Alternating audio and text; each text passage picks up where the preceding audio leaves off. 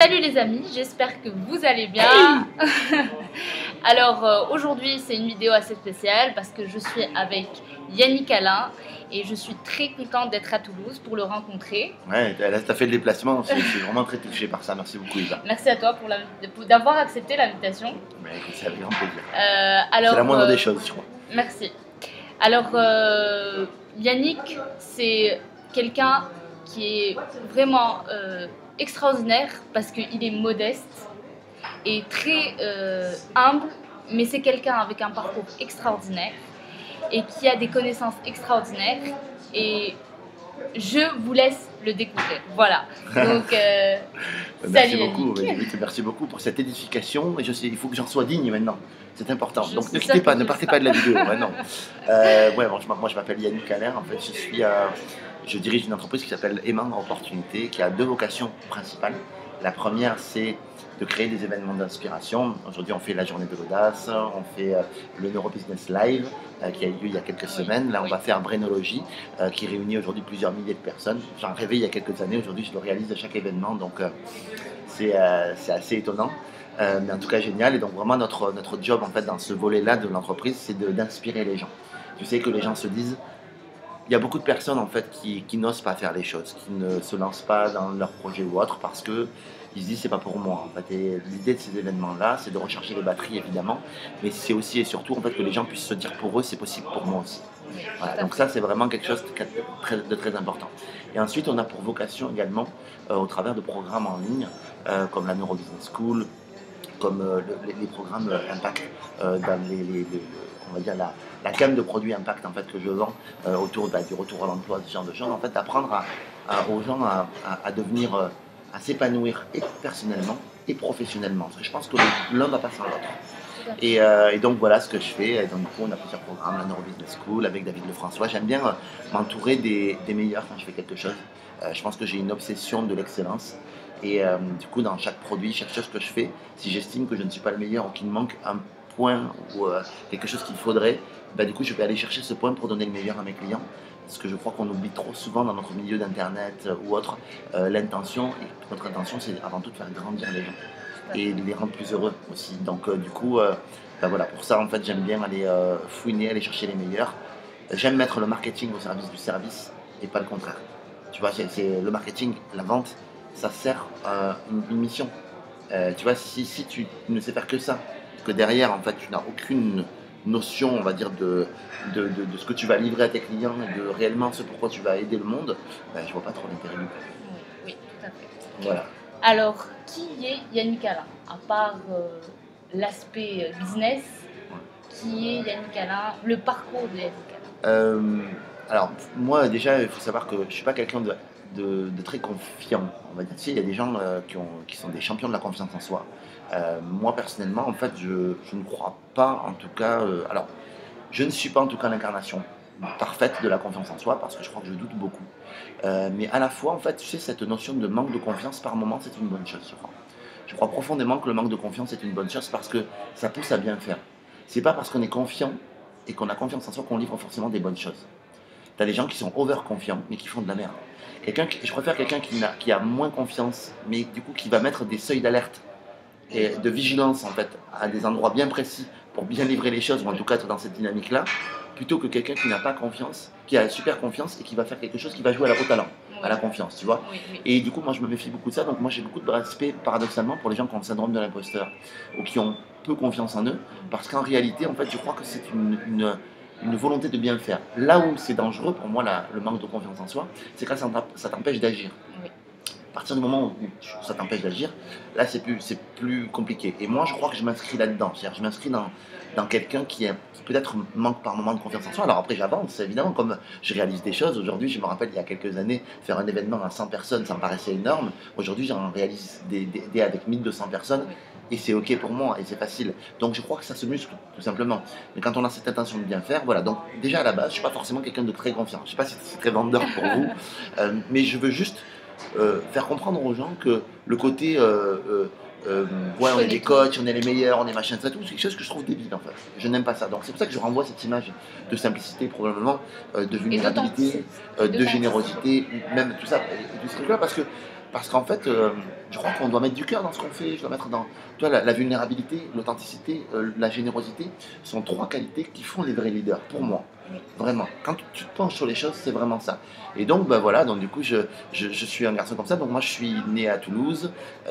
J'étais pas bon à l'école. Voilà, c'est plus les études qui m'ont poursuivi. Je suis pas une grosse tête comme toi, tu vois, voilà, qui est quelqu'un qui a qui fait de médecine, tout ça. Donc moi, c'est vrai que c'était pas mon format, l'école. Et j'y arrivais pas. J'étais un peu voilà, le cancre de l'école.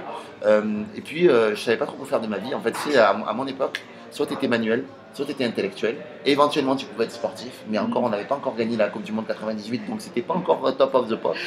Et comment te dire, manuel, bon, mon grand-père, en fait, toujours arraché les cheveux avec moi. C'est dangereux pour tout le monde. Dès que je tiens un marteau, un clou, il faut faire un périmètre de sécurité autour de moi. C'est pas bon.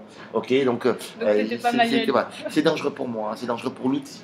C'est dangereux pour les gens autour, c'est donc il faut pas y aller. Voilà, il faut essayer d'être voilà donc c'était pas bon en tout cas. Alors, même bien que je progresse à ce niveau-là, en tout cas c'était pas, on sentait que c'était pas ma zone de confort. Intellectuel, il y avait que l'école qui me permettait de savoir si j'étais bon intellectuellement ou pas. Visiblement, comme j'étais pas bon à l'école, visiblement j'étais pas un intellectuel, ce que je suis aujourd'hui, mais enfin plus aujourd'hui, mais je me définis pas comme un penseur, un philosophe ou autre, tu vois, mais aujourd'hui je suis plus dans ma tête, moi, je suis quand même plus, voilà, mais c'est juste que bon, ben, l'école ça marchait pas. Et le sport, tu sais, à cour de récréation, tu sais, quand tu te mettais en rang, tu sais, où tu disais, t'as 2 copains qui font une équipe de foot, on jouait avec des cailloux, avec des boules de papier, tu te dis, bon, allez, on se retrouve. Et moi, j'avais de la bonne volonté, tu vois, et t'as 2 capitaines qui se forment, ils choisissent les gens un jour ou l'autre, tu vois, pardon, un jour ou l'autre, Oui. un par un, tu sais, et puis au début, ils prennent les meilleurs, après, ils prennent les un peu moins bons, après, ils prennent les filles, tu vois, après, ils prennent ceux qui ont un plâtre, et après, il en reste un. Et celui-là, c'était moi. Tu vois, donc en fait, quelque part, t'étais pas très très bon. Tu vois, donc quand t'es pas manuel, pas intellectuel, pas sportif, franchement, t'es une énigme pour ta famille et t'es un problème en fait. Et un jour, j'ai une professeure qui m'a dit, écoute Yannick, tu sais, comme t'es délégué de classe, que t'aimes bien prendre la parole, que t'as ça, peut-être que tu devrais être commercial. Et du coup, bah, je me suis dit, bah ok, peut-être que ce sera mon métier. Et parce qu'il ne fallait pas beaucoup d'études, et parce que tout ça. Et j'ai commencé ma carrière de commercial comme ça, sauf que ben, je me suis rendu compte qu'il y avait beaucoup de requins dans le monde des commerciaux et tout ça, beaucoup de personnes qui faisaient les choses avec éthique. Et moi, je suis né dans une famille de bienveillants, de gentillesse, de... Tu sais, c'est rigolo, quand t'es petit, on te dit sois gentil, quand t'es grand, on te dit arrête d'être gentil. Oui. Tu sais, c'est des trucs de fou, tu te dis pourquoi, tu vois. Oui. Et du coup, j'ai évolué dans le milieu commercial au début très difficilement, et je vendais rien, c'était très compliqué pour moi. Parce que l'éthique n'était pas là, quoi, et que c'était vraiment, fallait vendre son âme, quoi.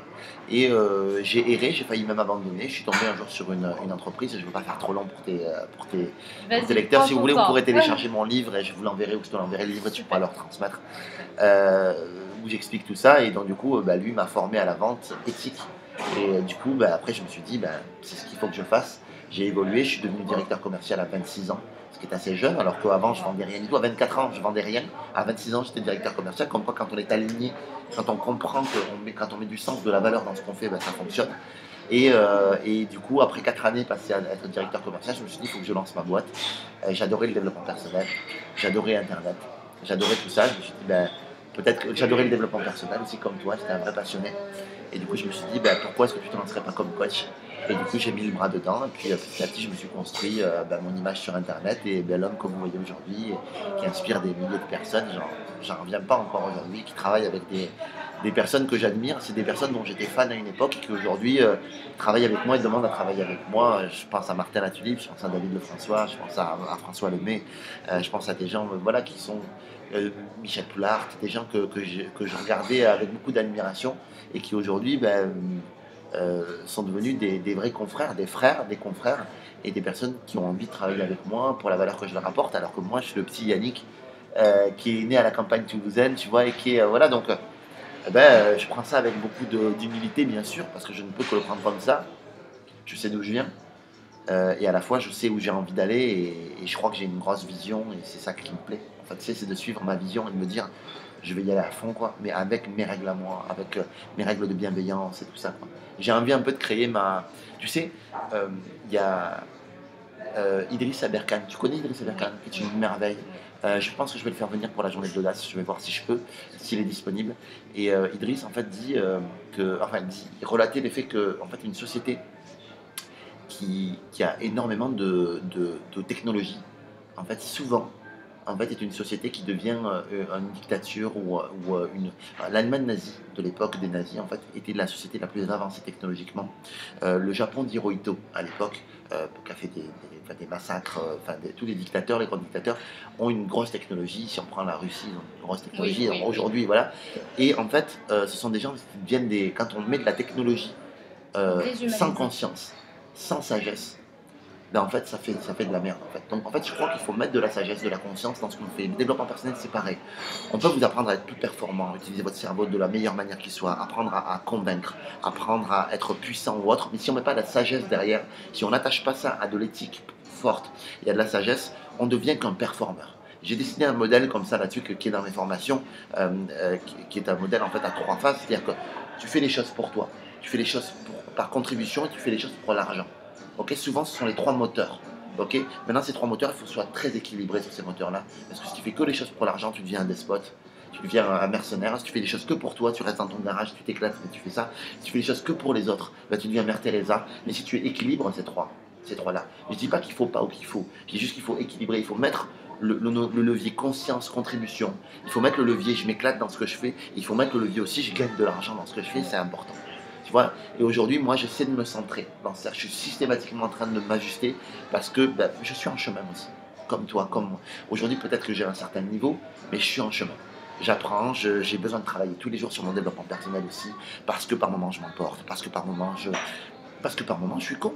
Et c'est ok, d'accord, ok. Et voilà. Mais par contre, mon intention, elle est de me dire, je ne veux pas perdre de vue l'idée que je veux être dans la contribution de l'autre, dans le soin de moi-même et de prendre soin de moi, et aussi dans celui de gagner de l'argent, parce que plus je vais gagner de l'argent, plus mon volume de business va prendre de l'argent, et plus je vais pouvoir faire des belles choses. Donc ça simplifie, Ouais, ça simplifie, c'est très vertueux. Il faut être ok avec l'idée de je gagne de l'argent, il faut être ok avec l'idée de je me fais plaisir dans ce que je fais, il faut être ok avec l'idée de qu'est-ce que je fais pour contribuer. Voilà, et je crois que quand on est aligné sur ces 3 points, on est bon. Super, super. Alors... Je me rappelle plus de ta question de départ, m'excuse. Non, je voulais que tu te présentes, donc voilà. Et maintenant, dans ce parcours-là, il y a eu sûrement des échecs. Oui, bien sûr. Oui, alors, en fait, comment te dire? Je vais te répondre d'une manière un peu particulière, mais enfin, ou pas. Parce que pour moi, en fait, l'échec, en fait, ça n'existe pas. Super. L'échec, ma question. Voilà, l'échec pour moi, ça existe à partir du moment où tu abandonnes. Tu peux faire des essais, tu vois, éventuellement, et te dire, moi, c'est un essai qui a raté, tu vois. Et là, pareil, ça renvoie à la notion d'enjeu. C'est quel enjeu? Plus tu vas mettre de l'enjeu sur ce que tu fais, plus tu vas considérer ça comme un échec si tu échoues. Parce que tu mets un enjeu de dingue. C'est-à-dire, tu dis, ça, il faut que je le fasse, il faut que je réussisse, il faut que je réussisse, il faut que je réussisse. Mais tu te mets une pression de malade mentale. Et du coup, si tu échoues, évidemment, tu as l'impression que toi, tu te sens comme un loser et ça touche ta confiance en toi. Je pense que l'enjeu, ça tue le plaisir du jeu. C'est mon gâté, mon David qui dit ça, mais c'est vrai. C'est-à-dire que l'enjeu, trop d'enjeux, ça tue le plaisir du jeu. Tu sais quoi? Je regardais un film récemment sur Björn Borg et McEnroe, qui sont des joueurs de tennis. Et en fait, l'entraîneur de Björn Borg lui dit toujours, en fait, et ils se disent toujours ça, une balle à la fois. Joue ta balle, joue-la à fond, mais après, il y a une autre balle, et puis voilà, tu joues. Tu la perds, tu joues une autre balle. Il faut arrêter, tu vois, parce que c'est ça qui met la pression et tout ça. Donc, je crois que l'échec, c'est juste comment tu le représentes. Donc déjà, essaie de ne pas mettre trop d'enjeux dans les choses. Et voilà, l'échec, pour moi, ça n'existe qu'à partir du moment où tu abandonnes. Si tu abandonnes, c'est sûr qu'à un moment donné, voilà. Alors peut-être, après, ça peut être ok aussi d'abandonner si c'est pas écologique pour soi, mais dans ce cas, c'est pas un échec. C'est aussi une victoire vis-à-vis de soi. Tu vois, donc c'est important aussi, tu vois, de prendre les choses. Et pour moi, l'échec, c'est pas opposé à la réussite. Pour moi, la réussite, et je crois que c'est ta question d'après, voilà. Oui. C'est une succession d'échecs qui te mène à un résultat. Et ce résultat-là, après, tu dis, tu as une vision. Tu dis, voilà. Donc, pour moi, voilà, l'un va pas sans l'autre. C'est-à-dire que pour moi, la réussite ne va pas sans l'échec. C'est impossible pour moi. Et moi, j'ai très peu échoué dans ma vie. Parce que j'ai très peu considéré mes essais comme des échecs. J'ai essayé, j'ai loupé, ok, voilà, j'y vais. Mais souvent, en fait, l'enjeu ou la pression... aujourd'hui, c'est facile pour moi parce que j'ai un peu d'argent et j'ai un peu d'assises financières. Donc c'est facile pour moi aussi de dire, oui, j'essaye, si je loupe, c'est pas grave. Mais quand tu es en survie, que c'est ça où tu n'as pas le choix. C'est encore plus dur, mais j'ai été dans ce cas-là. Et j'ai passé ce cap-là, de me dire, j'essaie. Je vais jouer jusqu'au bout. Je vais faire tout ce qui est en œuvre pour réussir ce que je fais. Maintenant, si j'échoue, je vais analyser ce que j'ai fait. Je vais analyser ce que j'ai fait, qu'est-ce que j'ai mal fait et qu'est-ce qu'il me faut pour réussir. Et je remonte en selle et feu à volonté.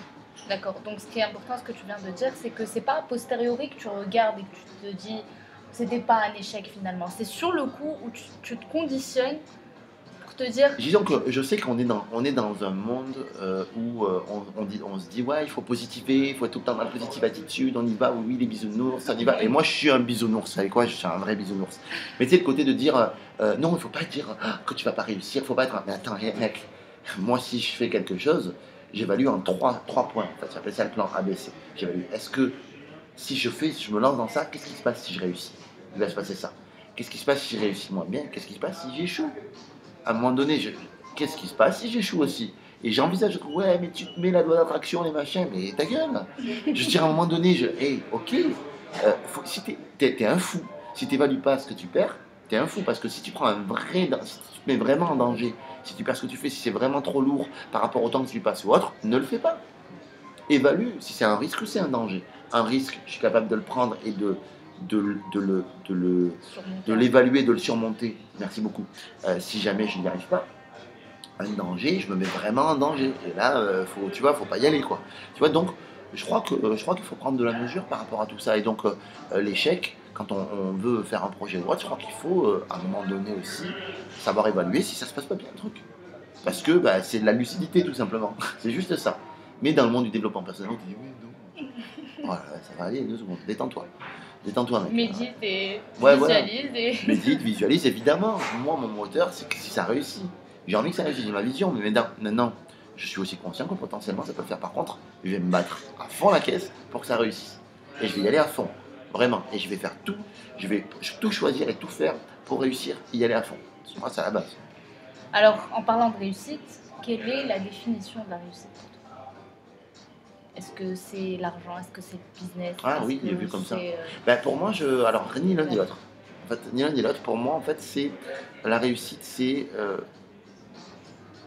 si je veux vraiment prendre une hauteur très très haute, évidemment il y a les domaines de vie et tout ça, mais une hauteur très très haute, ce serait la qualité de mes émotions. Est-ce que la qualité de mes émotions tous les jours, elle est bonne? Est-ce que je suis heureux tous les jours? Est-ce que je me sens bien tous les jours? Est-ce que je me sens au jour le jour? Est-ce que si je fais au jour le jour, par semaine, par mois, par année, si je regarde ma vie et si je me dis, est-ce que le plus souvent tu as la banane, tu es heureux? Ou est-ce que le plus souvent tu es malheureux, tu es triste? Et si je suis plus souvent heureux, c'est génial. Et si j'ai des petites parties où je suis triste, mon levier de réussite, c'est de dire comment est-ce que tu vas faire pour te rendre plus heureux. Et voilà. Et donc moi, je peux dire aujourd'hui que évidemment, je vis des hauts et des bas comme tout le monde. Tu sais, je viens de me séparer. J'ai des moments de tristesse, tu vois, que je peux avoir comme tout le monde. Mais à la fois, quand je regarde aussi toutes les belles choses qui m'attendent, je viens de faire un événement avec 1200 personnes, je travaille avec des personnes merveilleuses, j'ai une vie sociale remplie, j'ai mes amis dans la vie, sont mes amis dans mon business. Putain, c'est génial, quoi. Je me dis, et j'ai une belle vie. Je peux dire aujourd'hui que j'ai une belle vie par rapport à comme moi je me la suis construite. Hein. Pour vous, ça sera peut-être pas ça, et c'est cool. Mais voilà. Toi, tu es OK avec ça? Mais moi, c'est la qualité de mes émotions. Et j'œuvre tous les jours à avoir une qualité d'émotion géniale. À me dire, je vis avec des amis, j'ai plein de projets, j'ai une vie hyper remplie, et ça j'adore, quoi. Et j'ai beaucoup travaillé pour ça. Voilà, et pour moi, c'est ça la réussite. C'est la qualité de mes émotions. Plus souvent je suis heureux, plus je me dis que ma vie est réussie, quoi. Et c'est là où œuvre la loi d'attraction aussi. Oui, je crois que c'est un beau cercle vicieux. Absolument, c'est un cercle vicieux ou un cercle vertueux plutôt. Oui. Un beau cercle vertueux plutôt que vicieux, t'as raison.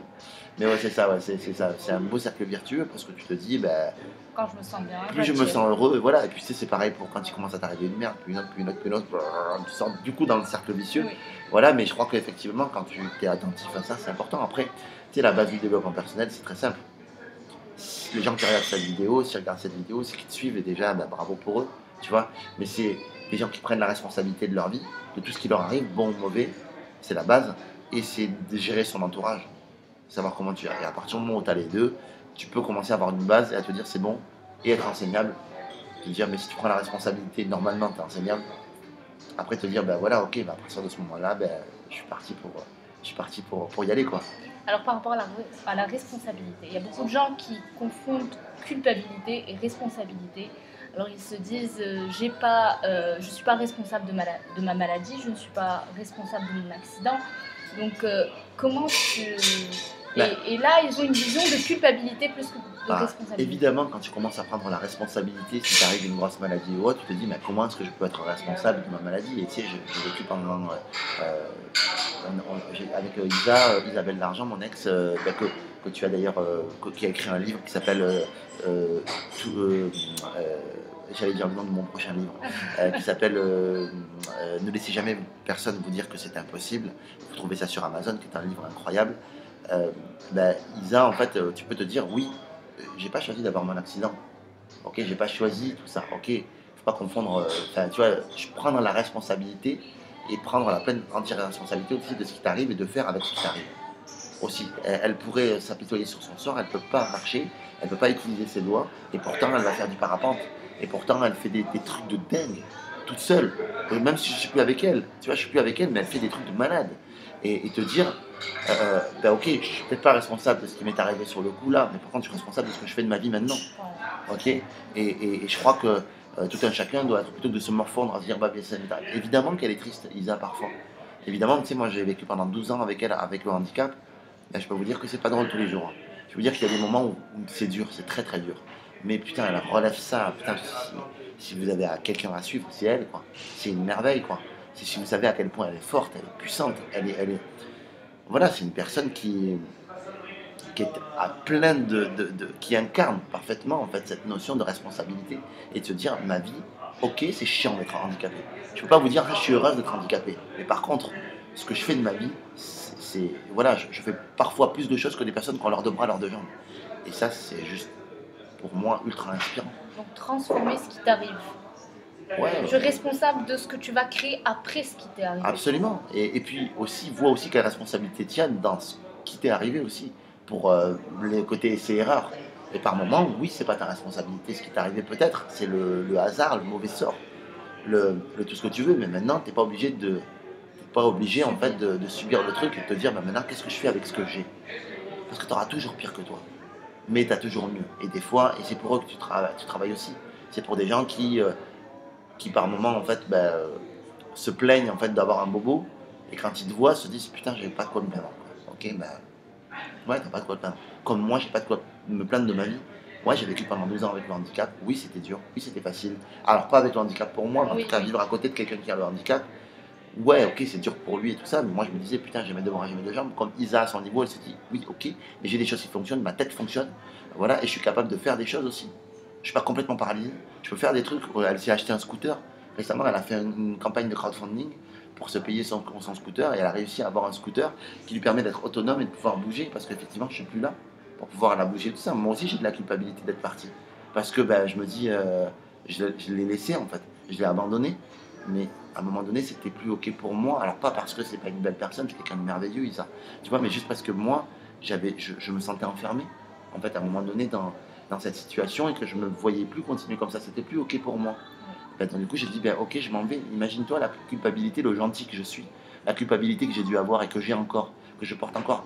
Et tu sais quoi, je travaille avec et je me dis je suis avec cette culpabilité là. Et elle, quand je la vois faire tout ça, je la remercie tous les jours parce qu'elle me déculpabilise de tout ça.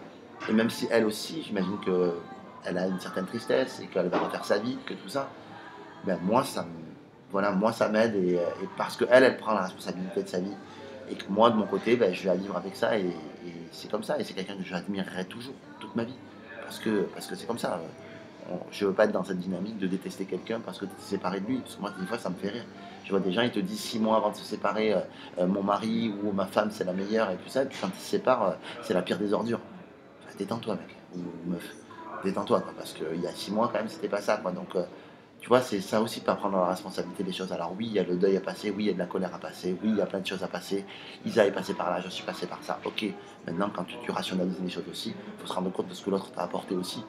Et c'est absolument merveilleux ce qu'elle m'a apporté, comme probablement que humblement j'ai dû lui apporter dans sa vie aussi. Et vous avez grandi ensemble pendant un laps de temps. Ouais, on est ensemble depuis qu'on a 20 ans, on était ensemble depuis qu'on avait 20 ans. Donc tu sais, moi, c'est encore malade qui dit en fait on est ensemble depuis tellement longtemps que nos souvenirs se ressemblent. Et moi c'est vrai, tous mes souvenirs ils sont avec elle. Donc plein de gens me disent oh mais t'as perdu tant de temps de ta vie, mais j'ai jamais perdu mon temps avec elle, jamais. Je regrette pas les 16 années que j'ai passées avec elle, jamais de la vie. C'était des merveilles ces 16 années. Même si on a été challengés, c'était des merveilles. Et donc ben, moi, j'ai aucun regret. Aucun regret. Aucun. Vraiment. Merci pour ton témoignage. Je t'en prie. Merci. Alors, ma quatrième question, c'est quoi les facteurs clés pour toi de la réussite ou de ta réussite? Si tu avais des clés, qu'est-ce qui a fait que quand tu as démarré de zéro et tu es là où tu en es aujourd'hui, est-ce que tu as des clés? Oui, j'en ai plein. Ben, toute cette interview était criblée de clés et tout ça, donc c'est délicat pour moi. Vous pouvez évidemment les synthétiser et vous dire que prendre la responsabilité c'est important, que gérer son entourage c'est important, se protéger son esprit des mauvaises choses. Tu me disais tout à l'heure que tes choix n'ont pas toujours plu à ta famille, ça t'a pas empêché de les faire, à te protéger de ça, peut-être faire tes erreurs, mais peu importe. En tout cas, ça t'a pas empêché de faire tes choix, de faire tes propres expériences, aujourd'hui de te retrouver en médecine. Et c'est ok, et si demain c'est pas ça, ce sera autre chose.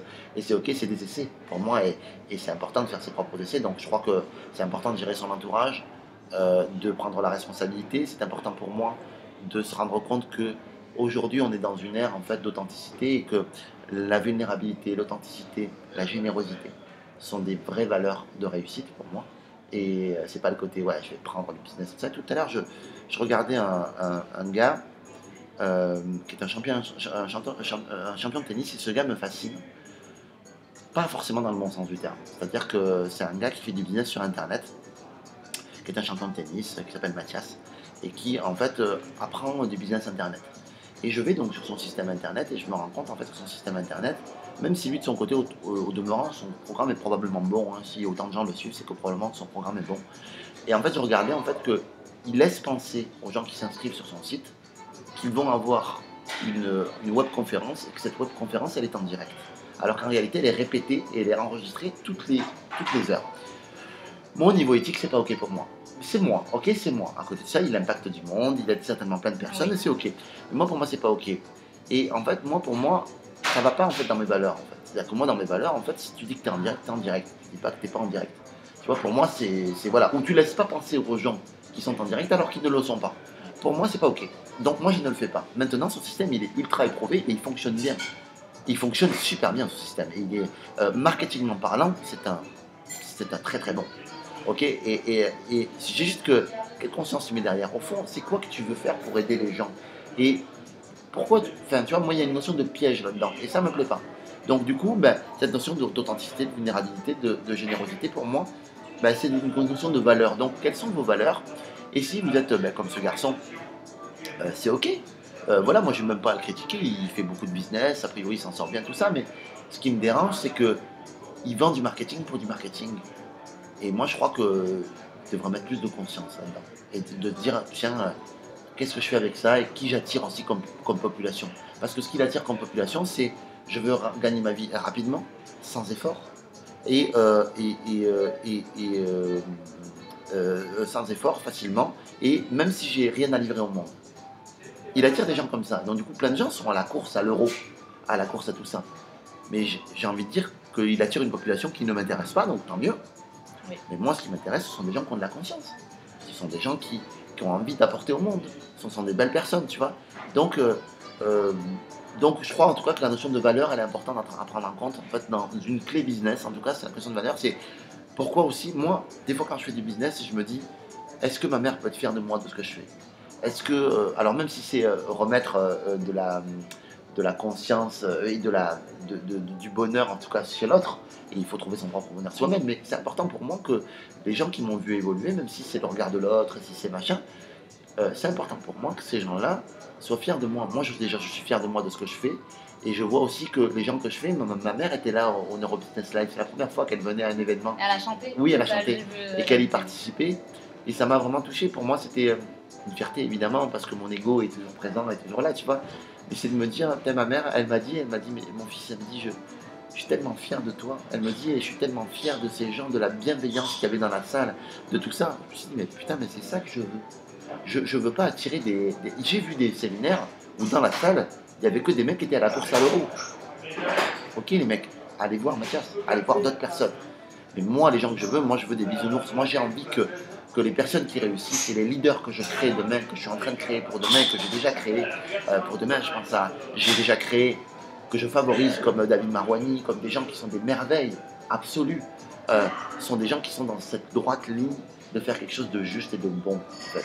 Et je crois que les leaders de demain, c'est quand je te parlais de gentillesse tout à l'heure, où je te disais, un gentil aujourd'hui, il fait quelque chose parce que... enfin, un gentil aujourd'hui, quand on est petit, on lui dit sois gentil, quand il grandit, on dit arrête d'être gentil. Moi, j'ai envie qu'un gentil, demain, contrôle le monde. Et en fait, j'ai envie qu'il y ait de la conscience là-dedans. Alors, c'est peut-être bisounours de dire ça, mais c'est ce que j'ai envie de créer, en fait. C'est trop facile. Aujourd'hui, quand on dit ceux qui réussissent, c'est tous des crottales, c'est tous des gens qui sont des mauvais ou des personnes qui sont des arnaqueurs ou des arnaqueurs ou des personnes qui sont sans foi ni loi. Et très souvent, quand on y creuse de plus près, les personnes qui sont à très très haut niveau sont vulnérables, sont gentils, sont généreux, sont authentiques. Très souvent, quand tu tapes à très très haut niveau, des boîtes du CAC 40, quand tu t'adresses aux patrons qui passent pour des enfoirés, parce qu'ils prennent des décisions qui impactent des milliers de personnes qui travaillent pour eux, effectivement, ça fait des contentements et des mécontentements, mais quand tu creuses sur ces gens-là, c'est tous des merveilles. Tu prends des mecs comme Elon Musk, et c'est une merveille ce mec, et il est axé mission à fond. Tu prends des mecs comme le patron de Virgin, je parle de Richard Branson, ce sont des gens, quand tu y creuses de plus près, qui ont une vraie conscience des choses. Tu prends les patrons de Google ou autre, il y a une conscience derrière. C'est pas que aussi des... Voilà, donc voilà. Sur la dernière question. Ah oui, d'accord. Je sais pas, pardon pour les clés si elles sont pas claires. Mais non, c'est pas grave, c'est pas grave. Mais tu as rebondi sur ma 5e question quels sont les points communs des meilleurs vendeurs, puisque c'est ta spécialité. Et il y a beaucoup de gens qui... Tout dépend de quel type de vendeur tu parles. Voilà. Si tu parles d'un vendeur, c'est la performance, c'est l'objectif, c'est tout ça. Si tu parles des vendeurs, en tout cas, qui durent dans le temps. Voilà, parce que qui durent dans le temps, c'est de l'écoute, c'est de la sympathie, de la générosité, c'est avoir le sens des affaires aussi, savoir voir quelle est l'opportunité qui est bonne pour mon client, mais quelle est l'opportunité qui est bonne pour moi aussi. Et savoir combiner avec les 3 leviers dont je vous ai parlé tout à l'heure, à savoir mission, contribution, ce qui te fait plaisir et l'argent. C'est savoir tout ça, c'est savoir voir un petit peu tous ces éléments-là, jouer avec ces compétences-là. Évidemment, de la générosité, de la vulnérabilité, de l'authenticité, c'est pour moi et penser à long terme aussi. Penser à long terme. Il y a beaucoup qui pensent à court terme. Ouais, c'est la politique de la terre brûlée, quoi. Je pense, voilà, évidemment, tu vas faire plus de chiffre d'affaires que moi si demain tu décides d'être pas éthique du tout et de faire les choses que pour ta gueule et de ratisser un secteur et de faire du mal à un métier. C'est sûr, tu vas t'armer, tu vas piéger les gens. Comme ce que j'ai pu voir ce matin qui m'a amusé. Ça m'a amusé, mais j'ai regardé ça, je me suis dit, c'est pas ok pour moi. C'est pas ok pour moi. Alors, il est probablement très bon dans ce qu'il fait, mais c'est pas ok pour moi. Voilà, donc, en tout cas, cet aspect-là, après, je connais pas, un jour je le rencontrerai, peut-être que je trouverai qu'il est brillant. Pendant un moment, je n'aimais pas trop Olivier Roland, ce qu'il faisait. Tout ça, je l'ai rencontré et je me suis rendu compte qu'Olivier Roland, en fait, était quelqu'un de très missionnaire, en fait. C'est quelqu'un qui a une vraie mission et qui a une vraie volonté de vouloir aider l'autre. Vraiment, Olivier. Sauf qu'il est dur, Olivier. C'est quelqu'un de... J'ai vu ton interview avec lui. Voilà, c'est quelqu'un de dur. Mais je n'aimais pas trop, mais quand je l'ai rencontré, j'ai passé une semaine avec lui sur une croisière. Je me suis dit, Olivier, obligé de constater, forcé de constater que c'est un monsieur et que c'est un génie, un très bon. Donc voilà, peut-être qu'un jour je rencontrerai Mathias et je lui dirai c'est un génie, il est très bon, il a cette volonté d'aider, mais c'est pas ce qui transparaît dans son marketing et c'est dommage. Merci. Alors, pour ma dernière question, si tu avais un seul message à passer au monde, ça serait quoi? Peut-être que tu vas dire des choses déjà dites, mais si c'était un seul message que tu voulais passer au monde? C'est vouloir réussir, c'est bien, mais vouloir réussir en conscience et avec sagesse, c'est peut-être mieux. Voilà. C'est bien de vouloir réussir, mais c'est bien de vouloir réussir pour soi, mais de tenir compte aussi pour votre réussite, de savoir qu'est-ce que vous voulez mettre derrière et comment est-ce que vous voulez aider les gens, quoi, tout simplement. Voilà, je crois que ce serait tout simplement ça mon message. Super. Dire ouais, vouloir réussir c'est cool, mais réussir avec de la conscience, de la sagesse et en voulant contribuer au monde, c'est peut-être mieux aussi. Voilà, je crois. Super. Alors merci beaucoup. Merci à toi, merci pour cette belle interview. Merci. Et ton déplacement aussi. Ça m'a fait énormément plaisir. C'est avec grand plaisir. Ça me touche beaucoup. Merci, et voilà, et merci de la suivre parce que c'est une très belle personne. Donc voilà, merci. Je sais pas, on te retrouve sur un site internet. Oh oui, sur YouTube et sur Facebook. Ibab El Mufti. Ah ben, voilà. Magic Ibab El Mufti. Merci. Génial. Merci beaucoup. Merci à toi. Merci à vous d'avoir suivi cette interview. Ciao, ciao. Ciao. Salut les amis.